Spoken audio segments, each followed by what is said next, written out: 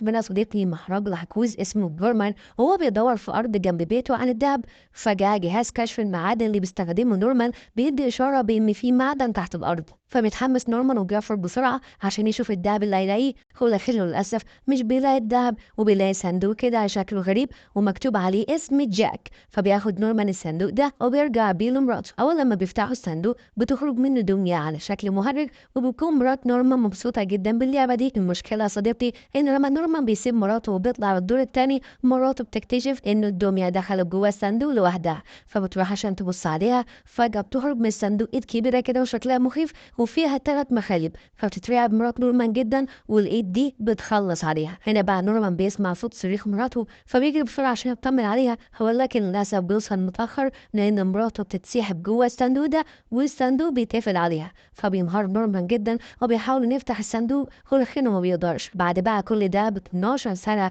بنشوف شاب اسمه كيسي كان رايح متحف آثار في مكان هادي في لندن عشان يستلم شغله جديد. كيسي بيدخل المتحف وبيكون منبهر بالآثار والتحف الفنية اللي بيشوفها جوه المتحف ده. فبينبهر أكتر لما بتيجي واحدة اسمها ليزا بتشتغل في المتحف وبتتعرف عليه. ليزا ما بتضيعش وقت كتير وبتاخد كيسي وبيروح عشان يشوف الحاجات القديمة اللي هتتعرض في المتحف. وقتها بقى بيشوف كيسي صندوق اللعبة اللي لقاه نورمان في أول الفيلم، فبيستغرب من شكل الصندوق ده، خصوصا يعني لما بيلمس الحروف اللي على الصندوق لأنها بتفضل تتحرك لحد لما بتقف على اسم جاك، وساعتها الصندوق بيتفتح. ده غير إن في دراع من المعدن بيظهر فجأة في جنب الصندوق، فيبدأ كيسي إن هو يلف دراع الصندوق وساعتها موسيقى بتشتغل. بس بعدها على طول بتطلع الدمية من جوه الصندوق من غير ما حد يلمسها، فليزا وكيسي بيتخضوا ولكنهم بيتمالكوا أعصابهم بسرعة، وفي نفس الوقت بيكونوا مستغربين من الصندوق ده. فبتقرر ليزا إن هي تكلم واحد من معارفها بيفهم في التحف القديمة اسمه ديفيد. بيبقى صديقي بيظهر 2 حرامية وبيتسننوا للمتحف عشان يسرقوه. وقتها بقى كل واحد فيهم بيروح مكان وواحد منهم كده بيلاقي الصندوق ده قدامه، فبيعجبوا شكل اللعبة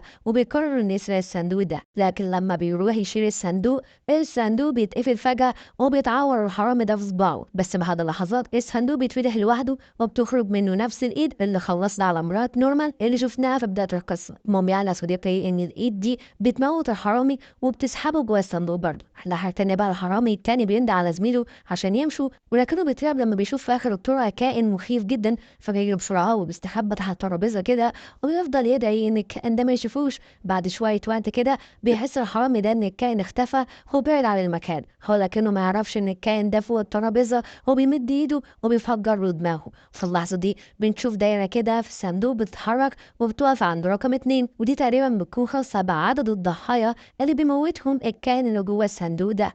عامة هيعرف قصة الصندوق ده بالتفاصيل أكتر لكن بعد شوية. تاني يوم بقى كيسي بيوصل للمتحف وبيستغرب لما بيلاقي الأبواب مفتوحة والمكان في حالة فوضى عارمة، فبيفهم على طول إنه كان في حرامية في المكان ده. فبيتصل على طول بليزا وبيعرفها باللي حصل. المشكلة إن ده أول يوم لكيسي في الشغل، عامة ليزا واخدة أجازة اليوم ده أصلا، فبالتالي كيسي هو اللي هيتعامل مع اللي حصل ده لوحده. المشكلة الأكبر كمان إن كيسي بيعرف من ليزا إن الكاميرات عطلانة، وراشي مديرة المتحف مسافرة وهي اللي معاها الفلوس اللي بتصرف بيها على المتحف واللي كانت هتصلح بيها الكاميرات. يعني من الاخر كده محدش هيشوف الكائن اللي هجم على الحراميه الليله اللي فاتت. المهم بقى ان كيسي مش بيلاقي اي اثر للحراميه جوه المتحف.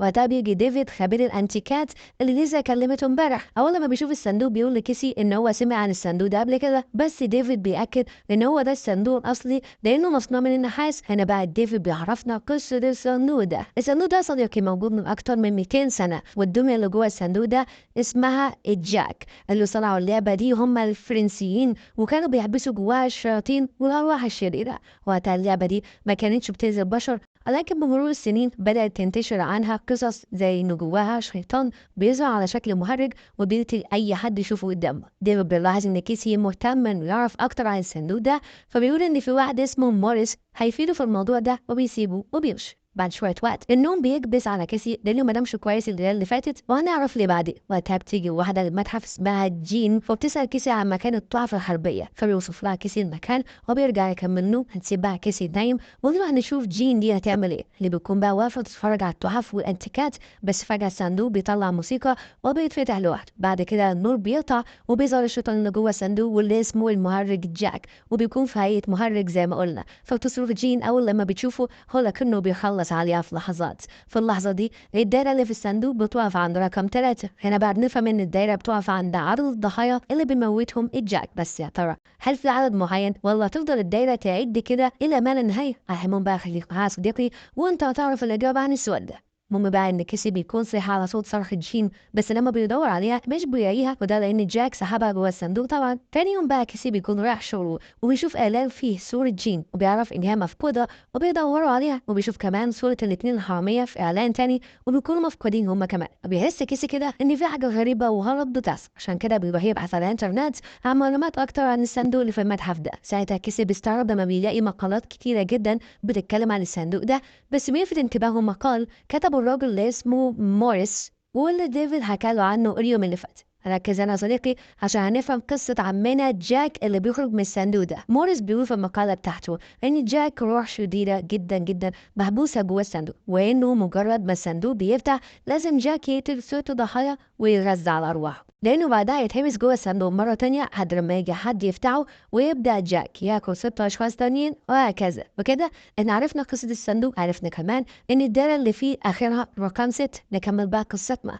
اثناء بقى ما كيسي بيدور على المعلومات دي الدمية بتحرك والشعب بتبص عليه. ساعتها كيسي بيستغرب جدا من اللي بيحصل، لكن بتيجي راشل اللي بيكون لسه جايه من السفر حالا وبتشتت انتباه كيسي عن الدمية وبتخليه يشك ان الدمية كانت بتبص له فعلا ولا دي تهيؤات، ولكنهم بيتجاهلوا الموضوع ده وبيسلم على راشل لان هم اول مره يتقابلوا من مناسبه. ساعتها بقى راشل بتطلب من كيسي ان هو يشيل الصندوق ده في المخزن، وبالليل بقى ما بيكونش في حد في المتحف غير عامله النظافه اللي بتنظف المتحف كل اسبوع قبل يوم العطله الاسبوعي. ولكن العامله اثناء ما بتنظف بتلاحظ ان صندوق اللعبه اختفى فجاه صديقي من قدامها، فبتجري بسرعه عشان تصل بالمديره وتبلغها، ولكنها بتترعب لما بتشوف الصندوق قدامها على السلم فجاه، فبتجري عشان تخرج من المتحف وهي بتترعش من كتر الخوف والرعب. هنا الصندوق بيطلع موسيقى وهوبا بينفتح لوحده والابواب كلها بتتقفل قدام عامله النظافه. فجاه بيظهر لها جاك وبيخلص عليها، وقتها الدايره بتقف عند رقم 4 وبكده يكون فاضل شخصين بس، وعامله جاك يرجع يتحبس جوه الصندوق تاني لحد لما حد يجي يفتحه. بس يا صديقي هو بيعدي يومين بقى الاجازه ومحدش بيكتشف غياب العامله نهائيا لانها متعوده تنظف المتحف وتمشي على طول وتيجي كل اسبوع وبس. المهم ان ليزا بتروح المتحف وبتشوف كيسي وهو قاعد بيسمع تسجيل بصوت بنت، وبتسمع ليزا صوت البنت دي وهي بتستنجد بكيسي، فتستغرب جدا ومبيكونش فاهمه حاجه، فبيعرفها كيسي ان البنت دي كانت خطيبته وفي يوم اتصلت عليه وهو كان نايم وما ردش عليها، ولكن ما كانش يعرف ان هي كانت بتطلب المساعده اصلا، لان وقتها كان في واحد بيطاردها وقدر انه يمسكها وسرق الفلوس اللي معاها وهرب. ولما صحي كيسي تاني يوم سمع الرساله بتاعتها، ولما عرف باللي حصل حس بالذنب جدا. من ساعتها وهو مش قادر يسامح نفسه على اللي حصل، ده غير ان دايما بيحلم بيها ما بيعرفش ينام، عشان كده هو بياخد ادويه مهدئه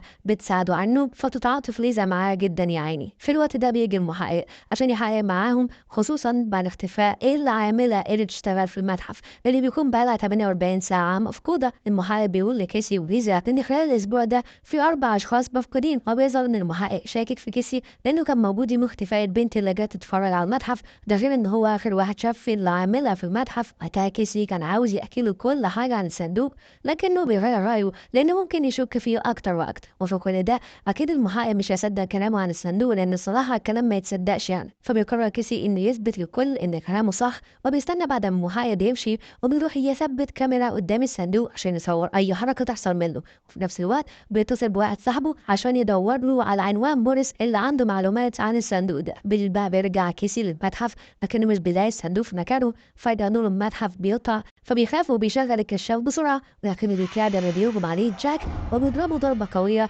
وبيفقد الوعي كمان. طبعا يا صديقي انت عايز تعرف ليه المهرج جاك ما قتلش كيسي زي ما قتل باقي الناس؟ هقول لك اننا هنعرف ولكن مش دلوقتي. اما تاني يوم الصبح بقى بيروح كيسي عشان يوري ليزا الفيديو بتاع الكاميرا، ولكنه بيصدم لما بيلاقي الكاميرا ما صورتش حاجه، فبيحاول كيسي يقنع ليزا ان جاك هجم عليه امبارح، بس هي ما بتصدقوش وبتفهمه ان دي مجرد لعبه مش اكتر. وقتها ليزا بتحس ان كيسي لسه بيعاني واعصابه تعبانه بسبب موت خطيبته، فتتكلم معاه بقى وتنصحه ان هو يشوف دكتور يعالجه، لكن كيسي بيرفض كلامها ده وبيصمم انه يكشف حقيقه الصندوق ده قدام الكل. في اللحظة دي بيفتكر الورقة اللي كانت على الصندوق واللي فيها عنوان الشخص اللي اتبرع عن المتحف بالصندوق ده، فبيجري بسرعة على المخزن وبيلاقي الورقة مرمية على الأرض، فبيروح بقى على عنوان الشخص اللي اتبرع بالصندوق واللي بيكون هو نفسه العجوز نورمان اللي جاك قتل مراته من 12 سنة لو فاكرين في أول الفيلم. في الأول بقى رفض نورمان إن هو يتكلم مع كيسي، ولكن بيقول له إن معاه الصندوق وشاف الشيطان اللي جواه، فبيسمح له نورمان إن هو يدخل ويقعد يتكلم معاه. نورمان بيحكي كيسي إن جاك قتل مراته وإنه شافها بعينه لما جاك سحبها للصندوق، ولكن للأسف الشرطة ما صدقتش كلام نورمان واتهموا بقتل مراته واتسجن 10 سنين بسبب تهمة ما عملهاش. فبيسألوا كيسي لو في طريقة يقدر يوقف بيها جاك، فبيرد عليه نورمان وبيقولوا إن هو بقاله سنين بيحاول يعمل كده ولكنه فشل، وبيعتذر له لأنه مش هيقدر يساعده. لكن كيسي مش بيسكت، وبالليل بيروح ياخد الصندوق من المتحف وبيروح بيه لمكان بعيد جدا في الصحراء وبيولع فيه. ولكن أول لما بيرجع المتحف بيشوف الصندوق قدامه. مش بس كده، ده جاك بيطلع من الصندوق وبيبدأ إن هو يهجم على كيسي وبيخليه يفقد الوعي كمان. وفي يوم اللي بعده بقى مديرة المتحف بتقعد مع ليزا وكيسي أو تقدر إنها تسألهم عن سبب المشاكل اللي بتحصل في الفترة الأخيرة، فبيحاول كيسي إن هو يعرفها باللي بيحصل لكنها مش بتسمع كلامه وبتقرر إن هي ترفضه المتحف تماما، لأن من ساعة ما جه والمصاب عمالة تحل على دماغهم. فبيتضايق كيسي من اللي حصل، بس قبل ما يمشي بينصح ليزا إنها تفضل بعيدة عن الصندوق حد يعلم منها طريقة يقدر يوقف بيها الشيطان اللي جوه الصندوق ده.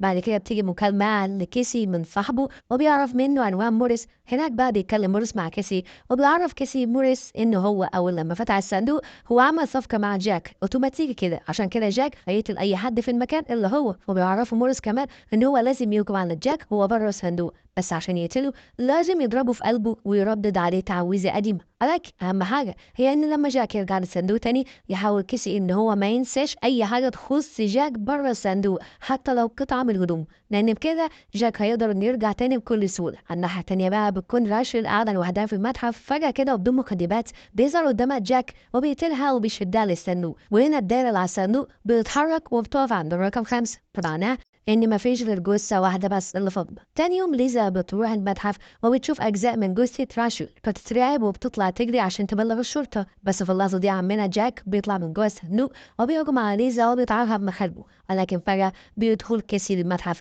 وبيحاول يدافع عن ليزا، ولكن جاك بيضربه وبيفقد الوعي. بعدها جاك بيبدأ يسحب بقى ليزا للصندوق وهي لسه عايشة يا صديقي. ساعتها كيسي بيتحرك بصعوبة ولكنه بيقدر يوصل عنده وبيوصل عند ليزا في آخر لحظة وبيطعن جاك برمح في قلبه وهو بيردد عليه التعويذة. هنا بقى جاك بيتسحب جوه الصندوق والصندوق بيتقفل عليه. بعد كل اللي حصل ده بتوصل الشرطة وبيقبضوا على كيسي لأن هو المشتبه فيه في كل حاجة حصل في المتحف. أما ليزا فبتكون فاقدة الوعي، لكن لما بتفوق بتدي أقوالها في التحيات وبتأكد للشرطة على قصة الصندوق اللي حكاها لها كيسي، لكن للأسف محدش بيصدقها لا هي ولا كيسي. عشان كده بيتحكم على كيسي بالسجن لمدة 10 سنين. فبتقرر ليزا إن هي تروح لموريس لأنها عايزة تعرف منه إزاي تقدر تنقذ كيسي. فبيقول لها موريس إن مفيش غير طريقة واحدة بس، وهي إنها تاخد الصندوق وتروح تدفنه في مكان بعيد عن الناس لحد ما لما يعدي عليه 15 يوم وما يقدرش يقتل الضحية رقم 6. وبكده الصفقة اللي بينه وبين كيسي هتنتهي، وبالتالي جاك مش هيخرج من الصندوق إلا لو حد لقاه وفتحه مرة تانية.